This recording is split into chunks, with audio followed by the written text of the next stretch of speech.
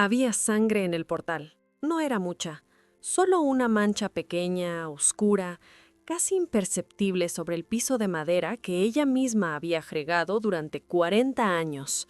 Pero Elena la vio, y supo antes de abrir la puerta que algo había cambiado para siempre. Lo que no sabía era que esa mancha no era el final de su historia, era el comienzo de su venganza. Elena Vázquez tenía 63 años y manos que contaban todo lo que su boca nunca dijo. Manos ásperas, manos que cosieron uniformes, que lavaron heridas, que firmaron papeles que nadie más quiso firmar. Manos que sostenían fotografías viejas cada noche antes de dormir, como si el papel pudiera devolverle lo que el tiempo se había llevado.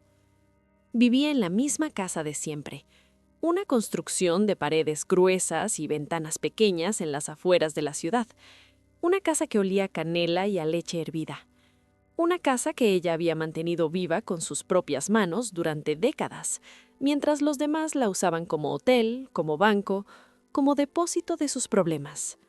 Sus hijos, Rodrigo y Marisol, vivían en la ciudad. Tenían casas grandes, autos nuevos y una habilidad particular para aparecer solo cuando necesitaban algo. Su nuera, Sofía, tenía una sonrisa entrenada y ojos que calculaban antes de hablar. Y su nieto, Pablo, tenía 16 años y todavía la miraba con algo parecido al amor. Era el único. Lo que nadie sabía de Elena, lo que nadie se había tomado el tiempo de preguntar, era que ella guardaba algo que ninguno de ellos había visto. Un cuaderno de tapas azules escondido dentro del forro de una almohada vieja, lleno de números, lleno de fechas, lleno de nombres. Elena no era solo una abuela con manos ásperas. Era una mujer que llevaba años esperando el momento correcto. Todo empezó a desmoronarse el día que Rodrigo anunció que iban a reorganizar las cosas. Era un martes. Elena estaba en la cocina preparando sopa. La sopa que Rodrigo había pedido por teléfono esa mañana, con esa voz suave que usaba cuando quería algo. Sofía llegó primero, con el bebé en brazos y una maleta de diseño que costaba más que el sueldo mensual de Elena cuando trabajaba. No saludó. Se sentó a la mesa, sacó el celular y dijo sin levantar la vista: «Esta cocina necesita una remodelación. Ya lo hablé con Rodrigo». Elena siguió revolviendo la sopa. «Es mi cocina», dijo en voz baja. Sofía la miró por primera vez, con esa mirada, la que reservaba para las cosas viejas que ya no servían. «Era tu cocina», respondió. «Ahora es nuestra inversión». Rodrigo llegó 20 minutos después. Besó a Sofía, besó al bebé. Miró a su madre como se mira a un mueble que estorba. «Mamá, necesitamos hablar de la casa».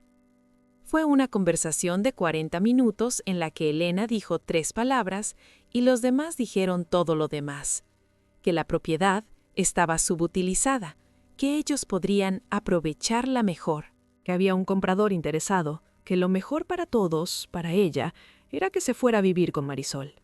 Marisol, que tenía una habitación de servicio con ventana al patio trasero. Marisol, que 2 días después llegó con su marido y 2 cajas de plástico para que Elena empezara a empacar lo esencial. «No mucho, mamá», dijo Marisol recorriendo la sala con los ojos. «La habitación es pequeña». Elena miró sus cuadros en la pared, sus plantas en el alféizar, la foto de su boda encima de la chimenea. «¿Y mis cosas?», preguntó. «Lo que no quepa lo donamos», respondió Marisol. «Ya tienes una edad para ir soltando». Esa noche, Elena escuchó a Sofía hablar por teléfono en el pasillo.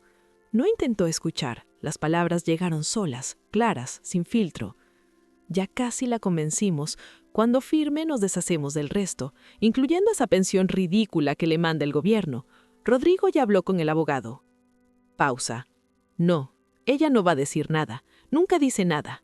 Elena se quedó quieta en la oscuridad de su cuarto, las manos apoyadas sobre las rodillas, los ojos fijos en la almohada vieja donde dormía el cuaderno de tapas azules. Nunca dice nada. Eso era exactamente lo que ellos creían, y eso era exactamente lo que ella iba a usar en su contra. Pero para entender lo que Elena hizo después, hay que entender primero lo que Elena había hecho antes. había nacido en una familia sin dinero y con mucho orgullo. A los 17 años conoció a Héctor Vázquez, un hombre callado, con manos grandes y un sentido del deber que rozaba la obsesión. Se casaron, tuvieron 2 hijos, y cuando Héctor fue convocado, porque en aquel tiempo los hombres eran convocados y las mujeres se quedaban, Elena se quedó. Se quedó con 2 niños, una casa en construcción y 200 pesos en una lata de café. Trabajó cosiendo uniformes para el ejército durante 7 años. Cosió de noche con una lámpara pequeña, mientras los niños dormían.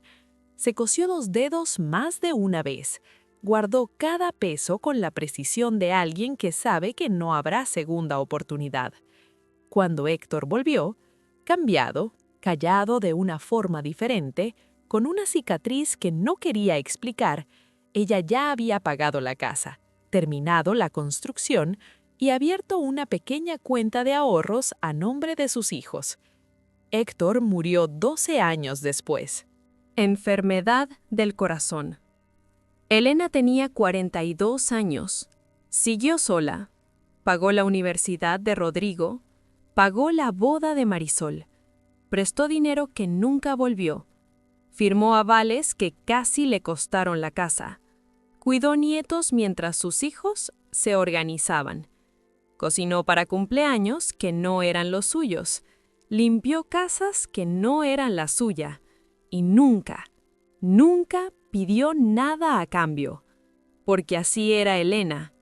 Porque así le habían enseñado que debía ser una madre. Lo que nadie le enseñó fue que eso tenía un límite. Y que ese límite tenía nombre. Lo que Rodrigo no sabía, lo que ninguno de ellos sabía, era que Elena había empezado a sospechar 2 años antes.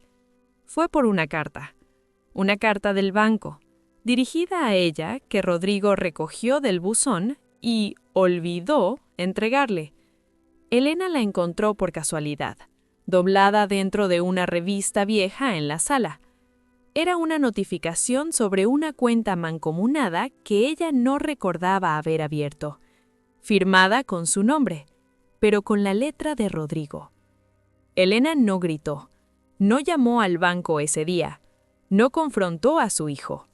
Fue al baño, cerró la llave y se miró en el espejo durante un buen rato. Luego fue a buscar el cuaderno de tapas azules y empezó a escribir. Escribió fechas, escribió montos, escribió conversaciones que había escuchado sin querer y que había archivado en esa memoria suya que los otros subestimaban. Escribió el nombre del abogado que Sofía mencionó una vez en la cocina. Escribió el número de la cuenta del banco. Escribió todo lo que tenía y todo lo que le faltaba saber. Luego llamó a alguien. No a un abogado, no a la policía, no a Marisol. Llamó a Carmela. Carmela era su amiga de toda la vida. 70 años, pelo blanco y una hija que trabajaba en el registro de propiedades. Una hija que, con una pequeña consulta discreta, podía averiguar si alguien había intentado mover documentos a espaldas de alguien más. «Carmela», dijo Elena con voz tranquila, «necesito un favor pequeño». La respuesta llegó 3 días después. La hija de Carmela la llamó un miércoles por la tarde, con voz seria, con datos concretos.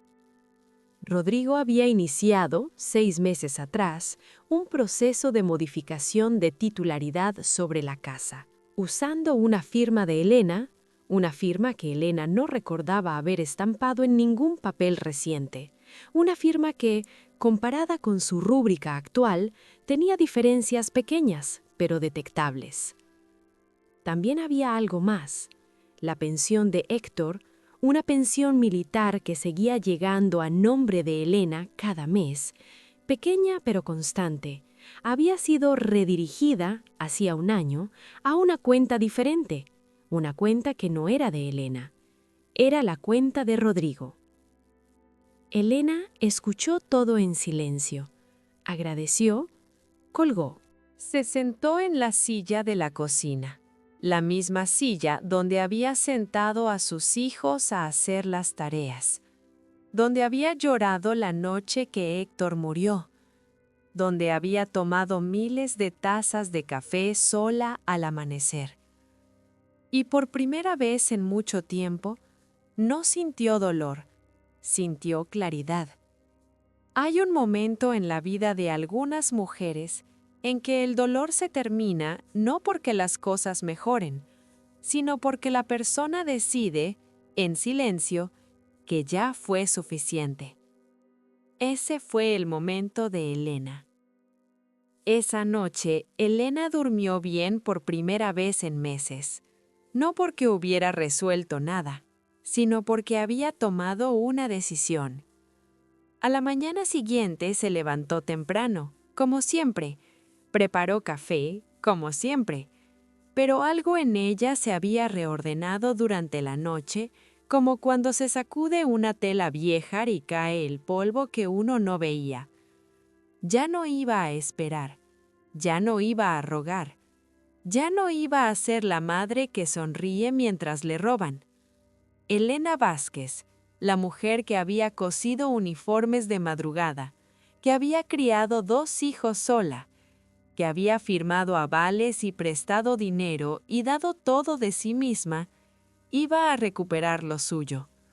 No con rabia, no con gritos, no con lágrimas, con precisión. Con la misma precisión con que durante décadas había cosido botones en la oscuridad, sabiendo exactamente dónde poner la aguja para que no se notara el remiendo, llamó de nuevo a Carmela. Esta vez le pidió algo diferente.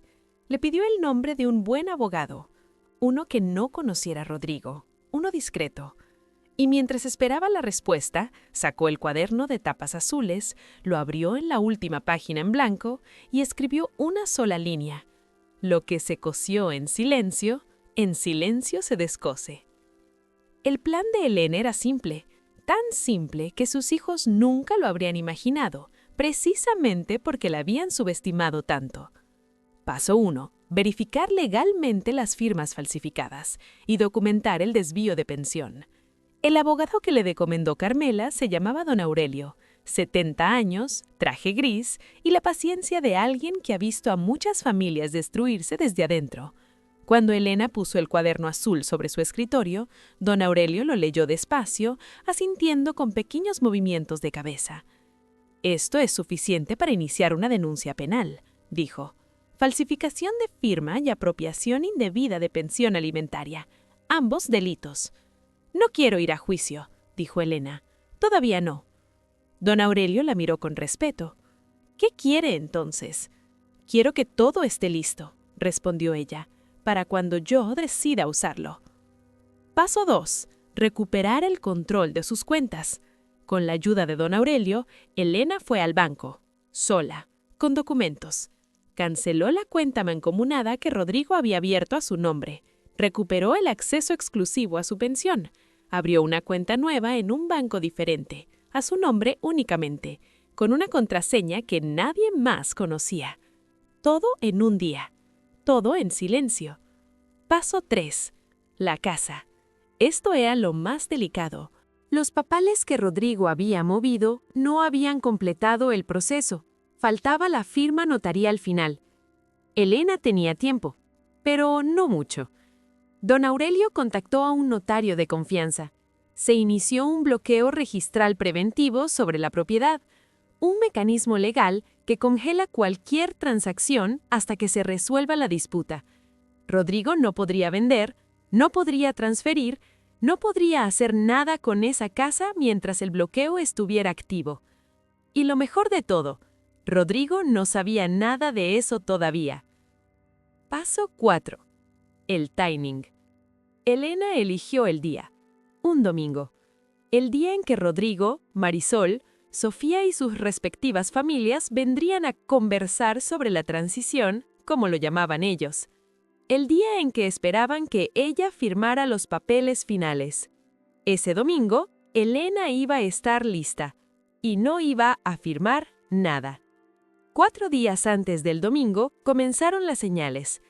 Rodrigo intentó usar la tarjeta adicional que tenía vinculada a la cuenta de Elena, la que usaba para emergencias y que Elena nunca había cancelado porque nunca había tenido motivo. Esa mañana la tarjeta fue declinada en una gasolinera. Rodrigo llamó a su madre. «Mamá, hay un problema con la tarjeta». «¿Ah, sí?», dijo Elena. «Qué raro, yo no tuve ningún problema esta semana». Rodrigo asumió que era un error del banco. No preguntó más.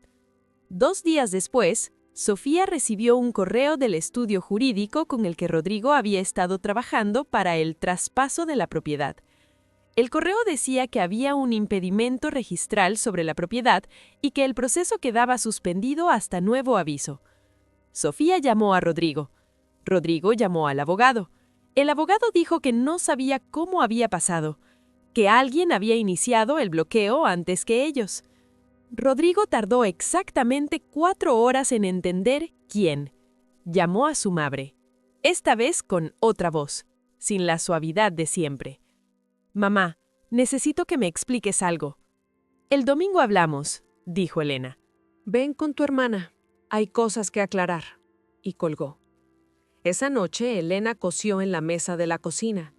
Lo que estaba cosiendo era una blusa vieja de Héctor que guardaba desde hacía años. La había sacado del baúl esa mañana, sin saber bien por qué. Cosió despacio, con aguja e hilo, mientras afuera el cielo se ponía del color de la ceniza. Coser siempre la había calmado, y esta vez también. El domingo llegó con lluvia.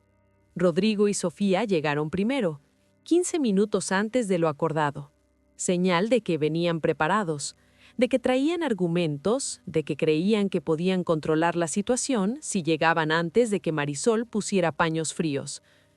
Elena los recibió en la sala. Café servido, galletas en un plato, todo en orden. Rodrigo empezó a hablar antes de sentarse. «Mamá, lo del bloqueo registral es un malentendido y necesitamos resolverlo hoy. El comprador...» «Siéntate, Rodrigo», dijo Elena. Su voz no era alta, no era dura, era exactamente lo contrario. Tan tranquila, tan llana, tan distinta a cualquier tono que sus hijos le habían escuchado antes, que Rodrigo se sentó sin terminar la frase. Marisol llegó 10 minutos después, con su marido. Se sentaron, Elena esperó a que todos estuvieran quietos, luego puso sobre la mesa 3 cosas. Primero, una carpeta. Adentro, las copias de los documentos que mostraban la firma falsificada y el desvío de pensión, con fechas, con montos, con nombres. Segundo, una carta de don Aurelio explicando el estado legal del caso y las opciones disponibles, incluyendo la denuncia penal. Tercero, el cuaderno de tapas azules. «Llevo 2 años escribiendo en este cuaderno», dijo Elena. «Cada vez que algo no cerraba, cada vez que desaparecía dinero, cada vez que alguien firmaba algo que no debía firmar». Sofía abrió la boca. Elena levantó una mano, suave pero definitiva. «Todavía no». Rodrigo miró la carpeta. Sus ojos recorrieron los documentos y en su cara pasaron en rápida sucesión el desconcierto, la búsqueda de una salida y finalmente algo parecido a la vergüenza. Marisol miró a su hermano, luego a su madre, y en su cara no hubo vergüenza, hubo miedo. «Mamá», dijo Marisol en voz baja, «yo no sabía nada de eso, lo juro». Elena la miró un momento largo. «Lo sé», dijo, «por eso estás aquí». Elena no destruyó a sus hijos. No porque no pudiera. Podía. Don Aurelio se lo había confirmado con toda claridad. Había material suficiente para una denuncia que arruinaría la reputación de Rodrigo, afectaría su trabajo y posiblemente resultara en cargos formales. Pero Elena no quería eso. Quería algo más útil. «Rodrigo», dijo, «vas a devolver cada peso de la pensión que desviaste, con intereses. Don Aurelio tiene el cálculo». Tienes 90 días. Rodrigo asintió sin decir nada. El proceso de traspaso de la casa queda cancelado. Esta propiedad es mía y va a seguir siendo mía. El bloqueo registral permanece hasta que yo decida levantarlo. Está bien, dijo Rodrigo con voz apagada. Y en cuanto a la tarjeta adicional, continuó Elena, ya la cancelé, no porque sea un castigo, sino porque nunca debí haberla tenido activa. Silencio. Esto, dijo Elena señalando la carpeta, queda guardado, no como amenaza, como registro. Si en algún momento hay otro intento de hacer algo sin mi conocimiento, don Aurelio tiene instrucciones claras. Sofía miraba la mesa. Sus manos, que siempre habían gesticulado con seguridad, estaban quietas sobre su falda. ¿Eso es todo?, preguntó Rodrigo, con una voz que intentaba no temblar.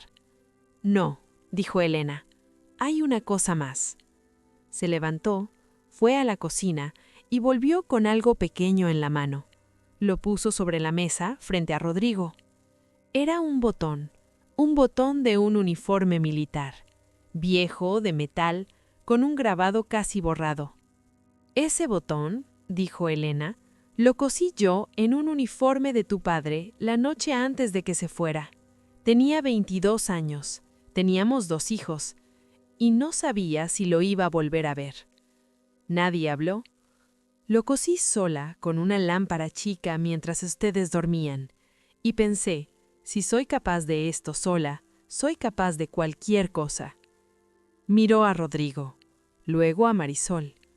Todavía lo soy. Fue Marisol quien lo preguntó, 3 semanas después. Habían empezado a reconstruir algo, lento, difícil, lleno de silencios incómodos y conversaciones a medias, pero algo. Marisol visitaba los martes. Traía pan, ayudaba en el jardín, hablaban de cosas pequeñas. Un martes, mientras podaban el rosal de la entrada, Marisol preguntó lo que llevaba semanas sin poder preguntar. «Mamá, ¿cuándo supiste realmente lo que estaban haciendo?»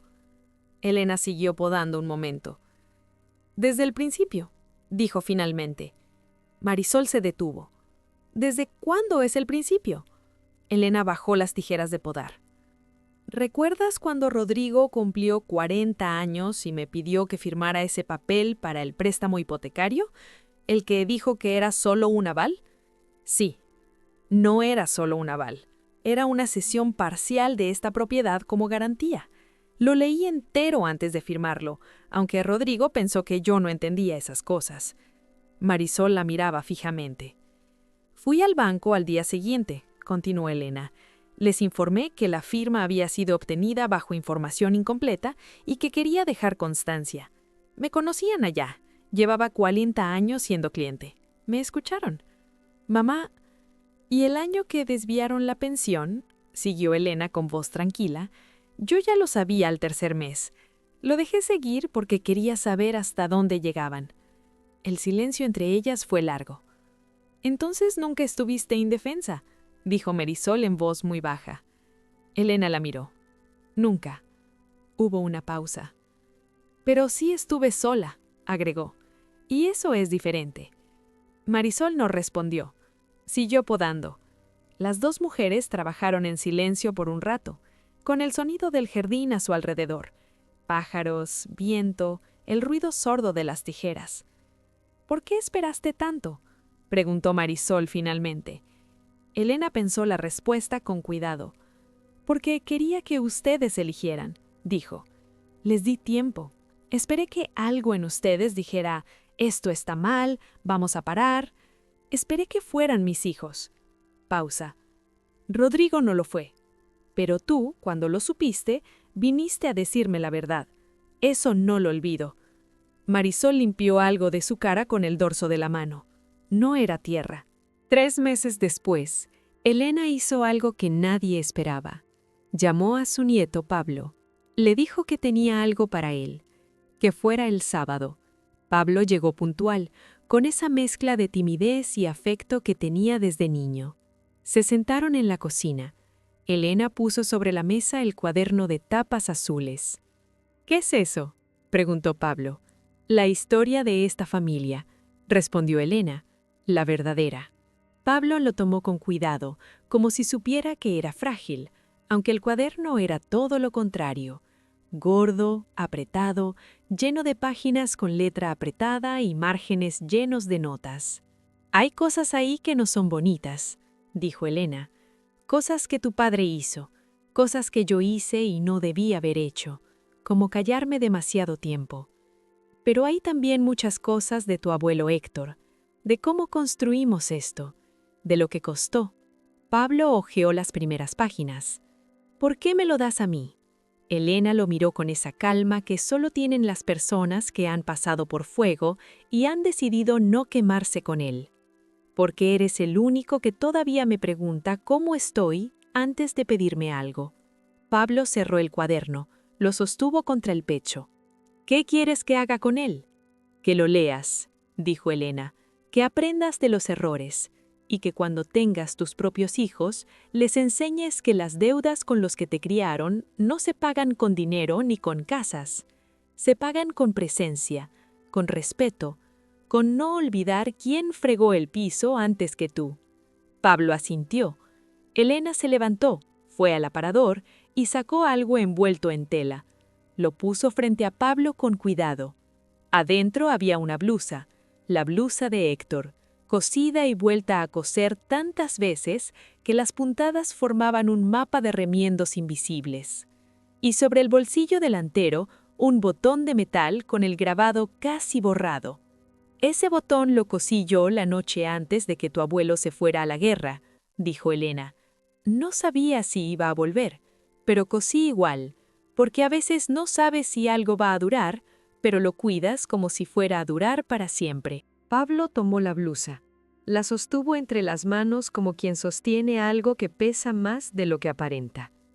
Elena caminó hasta la ventana de la cocina. El jardín estaba quieto. El rosal de la entrada tenía 3 rosas nuevas y la luz de la tarde entraba oblicua y dorada sobre el piso de madera que ella había fregado durante 40 años. La misma madera donde, meses atrás, había visto esa mancha pequeña y oscura. Ya no estaba. Ella la había fregado también. Como siempre. Como todo. «Abuela», dijo Pablo detrás de ella, «¿extrañas al abuelo?». Elena no se dio vuelta enseguida. Miró el jardín un momento más. «Todos los días», dijo, «pero ya no lo lloro. Ahora lo cuido». «¿Cómo se cuida a alguien que ya no está?». Elena se dio vuelta. Lo miró a los ojos. «Cosiendo», respondió, «remendando lo que él dejó roto, guardando lo que vale, y no dejando que nadie deshaga lo que nos costó construir». Afuera el viento movió las ramas del rosal. Adentro, la cocina olía a canela y a leche hervida. Y Elena Vázquez, la mujer que había cosido uniformes de madrugada, que había criado hijos sola, que había guardado silencio cuando debía y hablado cuando era tiempo, se sirvió un café. Se sentó en su silla y por primera vez en muchos años no tuvo nada que esquerar, porque ya nada le faltaba. Lo que vivió esta familia no es tan diferente a lo que muchas personas enfrentan en silencio, puertas adentro, sin saber cómo salir. Existe un ebook en la descripción que puede ser el primer paso hacia algo diferente.